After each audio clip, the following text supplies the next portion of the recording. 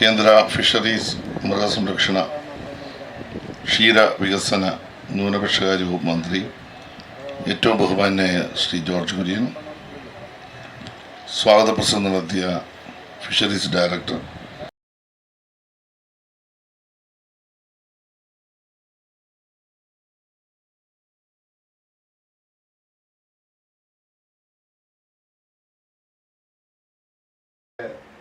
Fisheries വകുപ്പ് ഉണ്ടായിരുന്നതെങ്കിൽ 2019 കേന്ദ്രത്തിൽ fisheries വകുപ്പ് വന്നത്.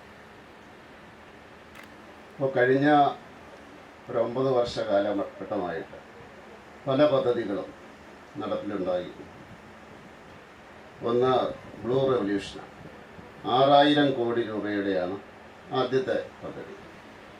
രണ്ടാമത്തെ പദ്ധതി പ്രധാനമന്ത്രി മത്സ്യസമ്പദ യോജനയുടേതാണ്. 20,050 കോടി രൂപയുടേതാണ്. ഇപ്പോഴതിൻ്റെ സഹ പദ്ധതി നടന്നുകൊണ്ടിരിക്കുകയാണ്. വർഷത്തിനുള്ളിൽ ഇപ്പോൾ ഒരു മന്ത്രി മാത്രം ശ്രമിച്ചാൽ നടക്കില്ല എന്ന് പറയാൻ വേണ്ടിയാണ് ഞാൻ പറഞ്ഞത്. ഉദ്യോഗസ്ഥന്മാരൊരു ഘടകമാണ്, അതുപോലെ തന്നെ സംസ്ഥാനം ഒരു ഘടകമാണ്. എങ്കിലേ ഇത് ഇംപ്ലിമെൻ്റ് ചെയ്യാൻ സാധിക്കുള്ളൂ.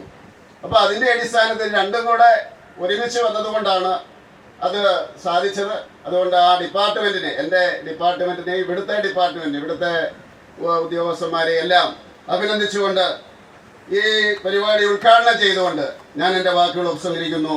നന്ദി, നമസ്കാരം.